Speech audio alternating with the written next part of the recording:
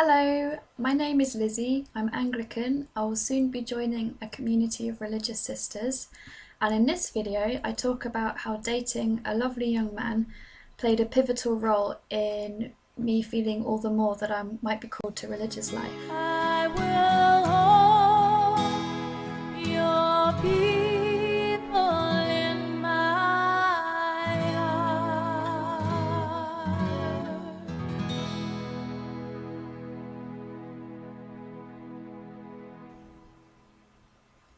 People who've known me the last 10 or so years, well, not everyone, but quite a few people who've known me over the last 10 years have wondered why I haven't had a boyfriend, or they've said to me, like, why aren't you in a relationship?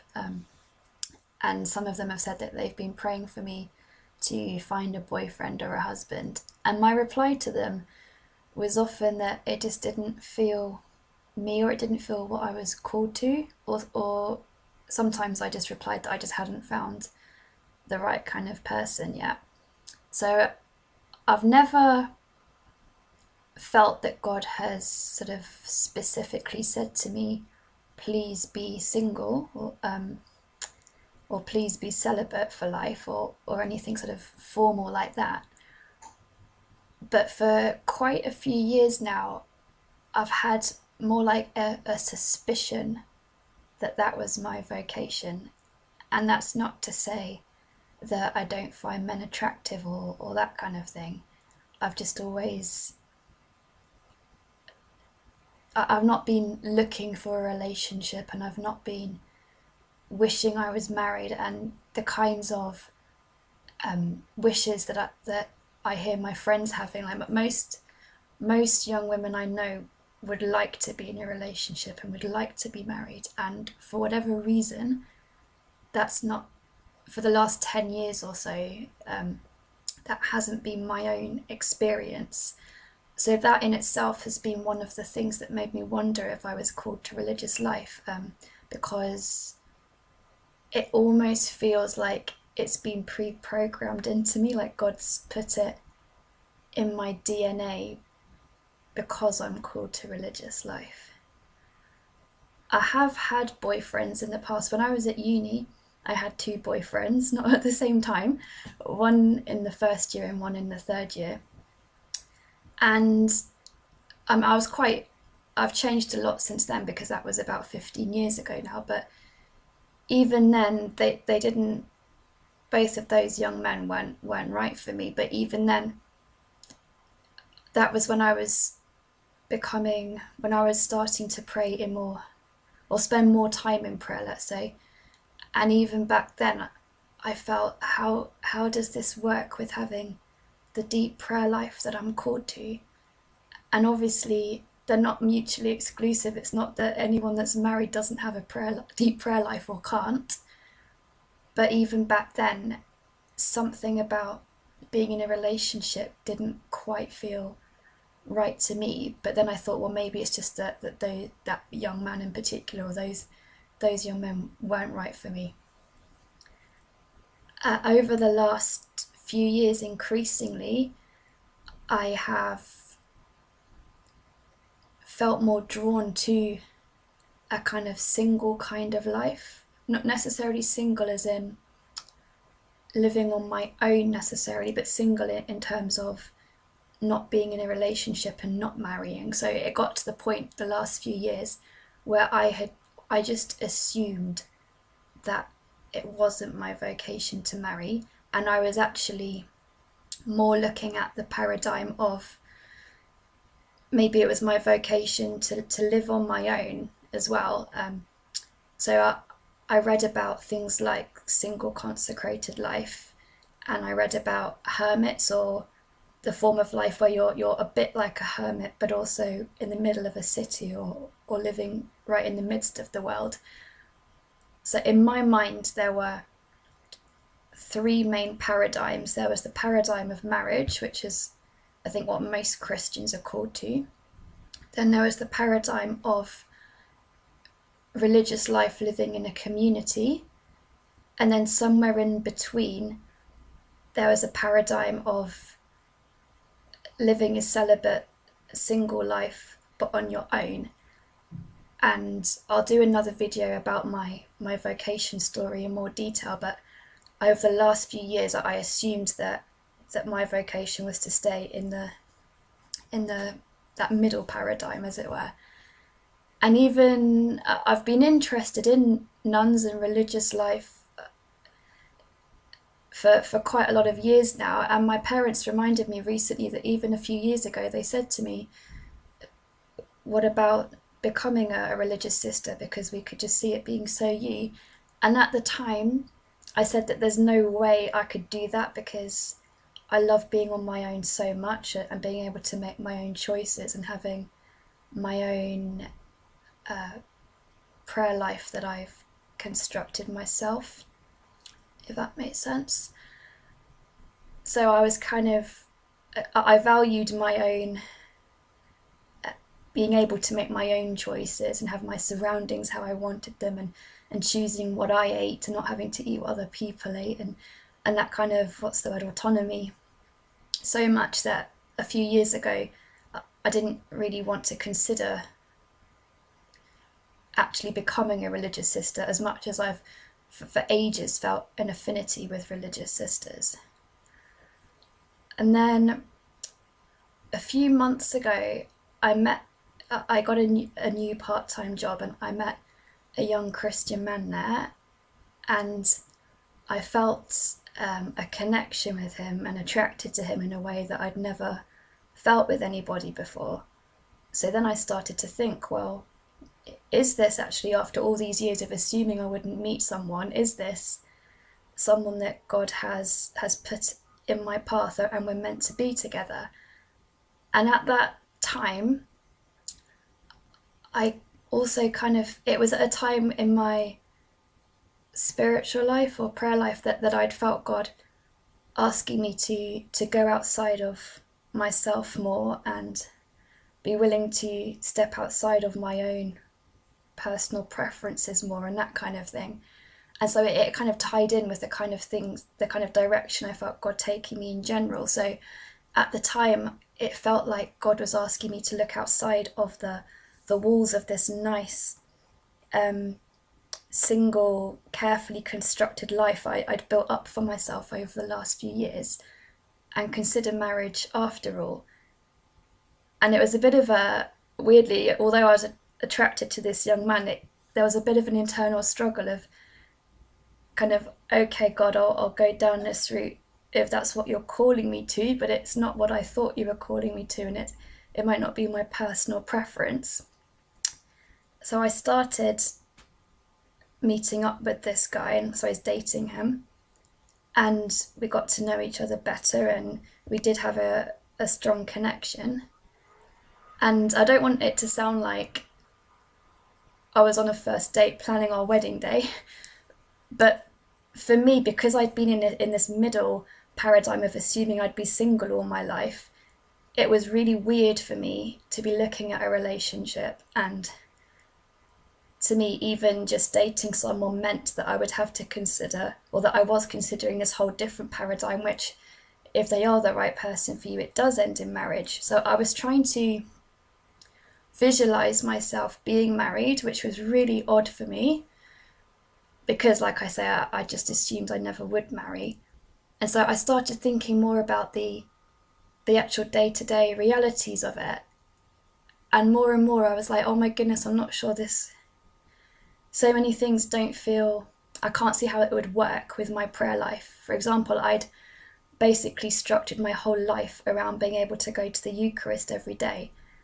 And how can I expect to be able to do that if I marry someone and don't live in a city centre where you can do that so easily? Or if I have children in the future, that would make it very difficult to sustain the kind of prayer life that I've had the last few years. And another thing I realised was that I live in a block of flats that's quite rough, or it's had lots of drug dealers in it, or people just out of prison. And it's very, to me, living in this block of flats has been an important form of ministry in itself, like living among people that have got lower wages, or where it's just not such a nice environment. And so also the idea of moving into a house where it would just be me and my husband and future children possibly, to me felt like leaving the world too much. And again, I'm not saying that people who are married are not engaging with the world as Christians, but for me personally, the whole thing of being able to live in more rough places, or the kind of places you probably wouldn't choose to live married life, felt a really important part of my vocation. So also I was starting to feel troubled about that the idea of moving into a nicer house in a more suburban kind of area or something like that, because again that felt like I was leaving my true vocation. And then obviously, like, I don't mean I wasn't planning my wedding day or anything like that, but I was trying to visualize just the idea of me getting married, which includes the marriage service. And I imagined it happening in my current church. And when I kept imagining the wedding service, I kept crying. And it was because I imagined myself walking down the aisle and then walking past the reserved sacrament in the corner. And I felt like I'd be kind of betraying. For quite a few years, I've seen Jesus as a kind of bridegroom figure in my life.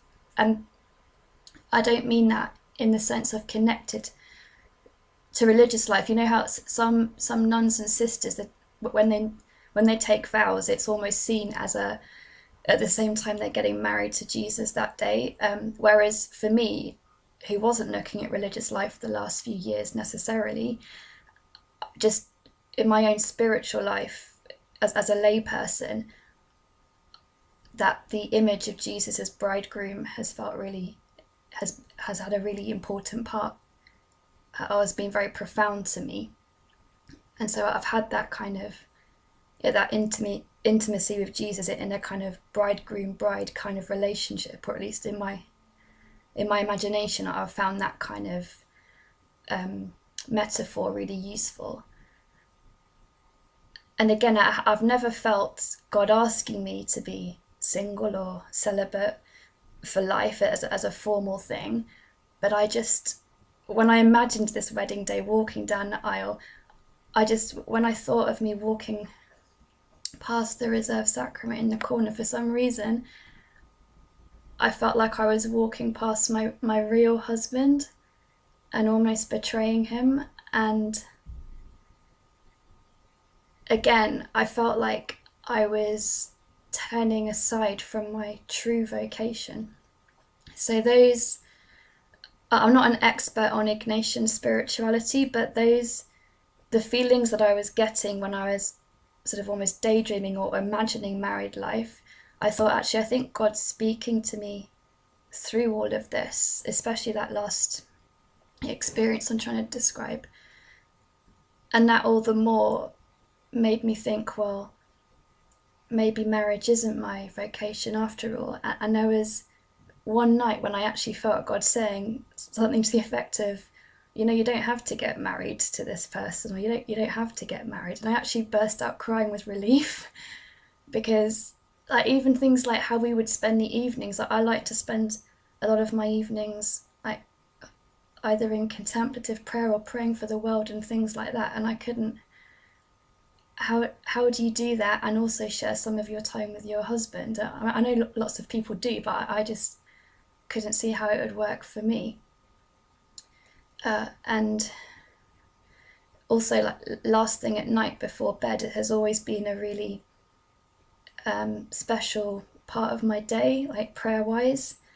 So again, I just actually personally, the idea of being in bed with a husband at night, when actually that's to me such a profound time for me to be alone with God, again, it just didn't feel me somehow.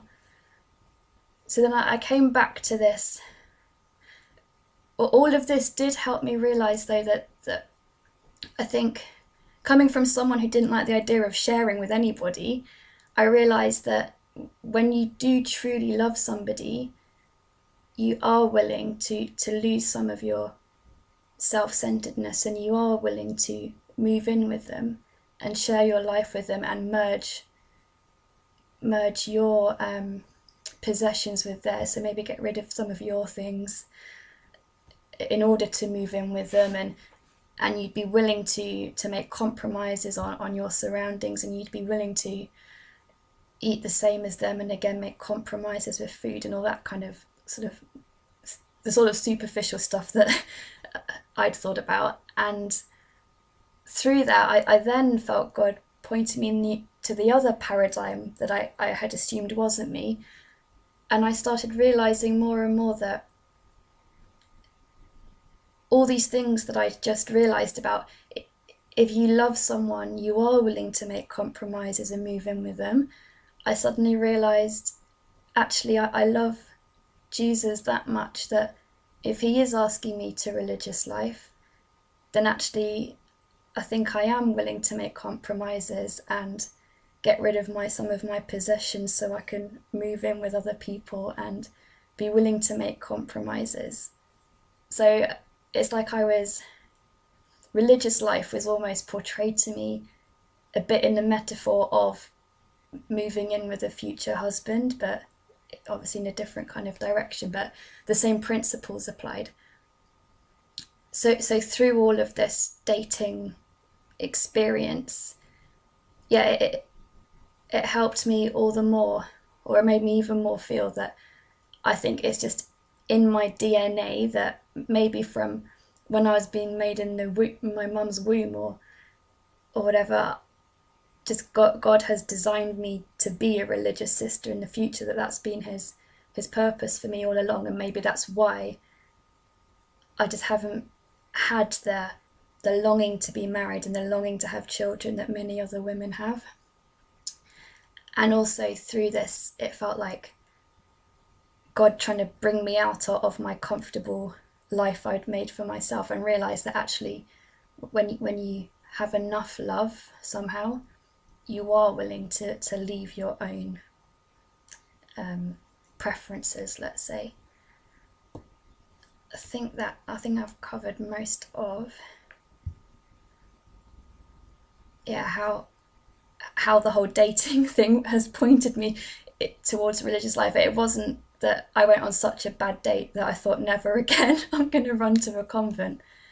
But and I hope the imagery of bridegroom and bride makes some kind of sense. Maybe it sounds weird to you, I don't know, but even the vows and the prayers that are part of a marriage service have been really important to my own prayer life. And there have been times when I've even used the words, which I'm going to read out to you in a second, that the words of the marriage service I've even sometimes used as prayer.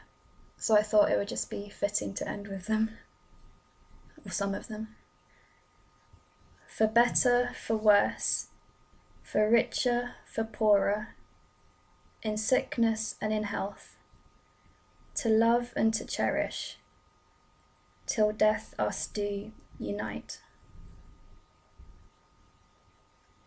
With my body I honour you, all that I am I give to you, and all that I have I share with you.